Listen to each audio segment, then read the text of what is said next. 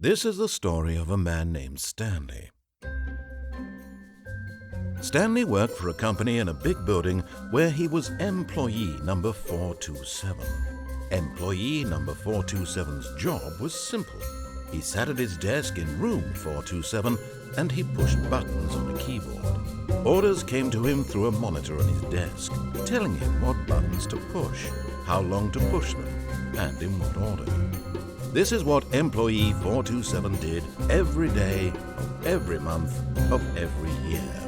And although others might have considered it soul-rending, Stanley relished every moment that the orders came in, as though he had been made exactly for this job. And Stanley was happy. And then one day, something very peculiar happened. Something that would forever change Stanley. Something he would never quite forget. He had been at his desk for nearly an hour when he realized that not one single order had arrived on the monitor for him to follow. No one had showed up to give him instructions, call a meeting, or even say hi. Never in all his years at the company had this happened, this complete isolation. Something was very clearly wrong. Shocked, frozen solid, Stanley found himself unable to move for the longest time. But as he came to his wits and regained his senses, he got up from his desk and stepped out of his office. All of his co-workers were gone. What could it mean?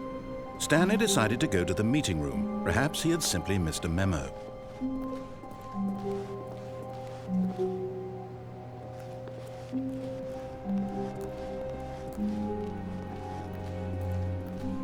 When Stanley came to a set of two open doors, he entered the door on his left.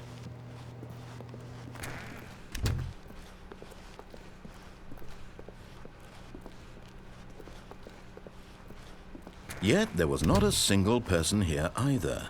Feeling a wave of disbelief, Stanley decided to go up to his boss's office, hoping he might find an answer there.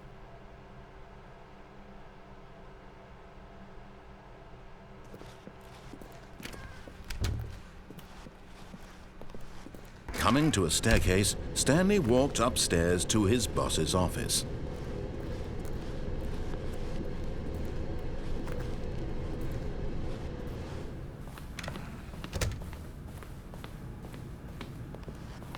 Stepping into his manager's office, Stanley was once again stunned to discover not an indication of any human life. What could it mean? Stanley wondered aloud to nobody. He began wildly tearing through papers on the boss's desk, pulling books off the shelf, looking behind paintings, desperate for clues to his situation. But his attention was caught by a keypad behind the boss's desk. What could its purpose be? In fact, this keypad guarded the terrible secret that lay buried below his feet. And so the boss had assigned it an extra secret PIN number, 2845. But of course, Stanley couldn't possibly have known this. Yet incredibly, by simply pushing random buttons on the keypad, Stanley happened to input the correct code by sheer luck. Amazing. He stepped into the newly opened passageway.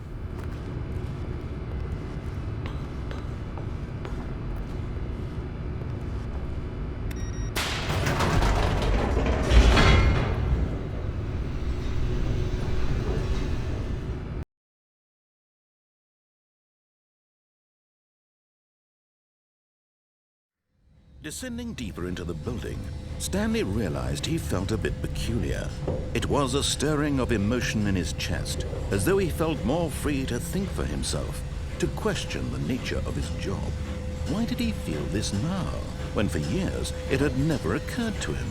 This question would not go unanswered for long.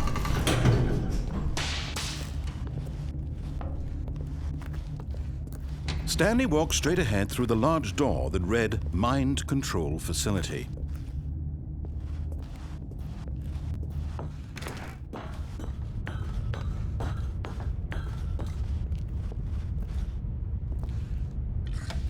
The lights rose on an enormous room packed with television screens. What horrible secret did this place hold? Stanley thought to himself. Did he have the strength to find out?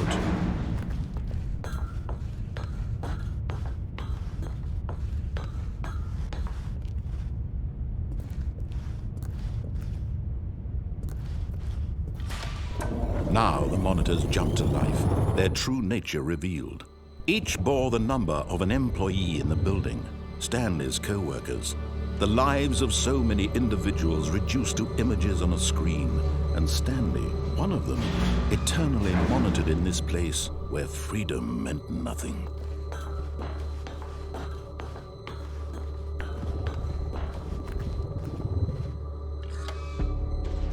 This mind control facility, it was too horrible to believe. It couldn't be true.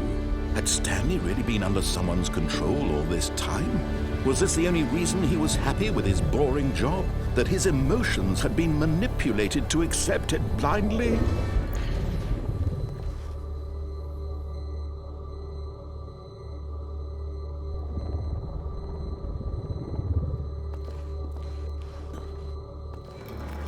No, he refused to believe it. He couldn't accept it. His own life in someone else's control? Never! It was unthinkable, wasn't it? Was it even possible? Had he truly spent his entire life utterly blind to the world? But here was the proof, the heart of the operation. Controls labeled with emotions, happy or sad or content, walking, eating, working, all of it monitored and commanded from this very place. And as the cold reality of his past began to sink in, Stanley decided that this machinery would never again exert its terrible power over another human life, for he would dismantle the controls once and for all.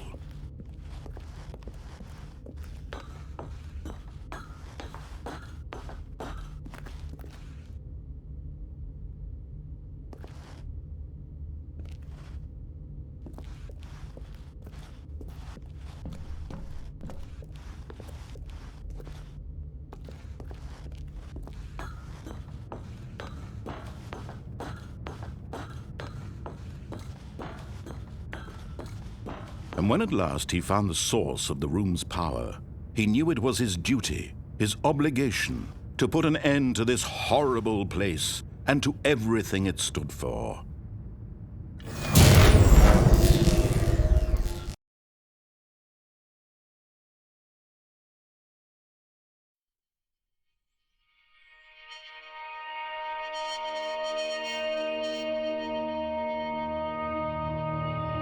Blackness and a rising chill of uncertainty.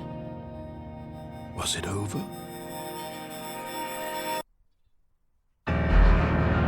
Yes! He had won! He had defeated the machine, unshackled himself from someone else's command. Freedom was mere moments away. And yet, even as the immense door slowly opened, Stanley reflected on how many puzzles still lay unsolved. Where had his co-workers gone? How had he been freed from the machine's grasp? What other mysteries did this strange building hold?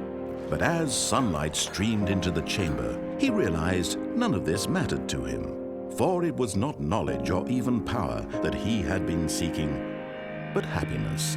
Perhaps his goal had not been to understand, but to let go.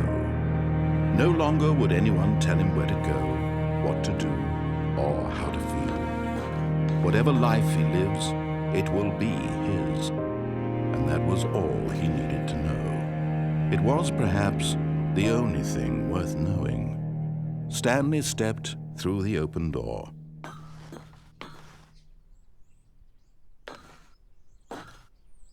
Stanley felt the cool breeze upon his skin, the feeling of liberation, the immense possibility of the new path before him. This was exactly the way, right now, that things were meant to happen. And Stanley was happy.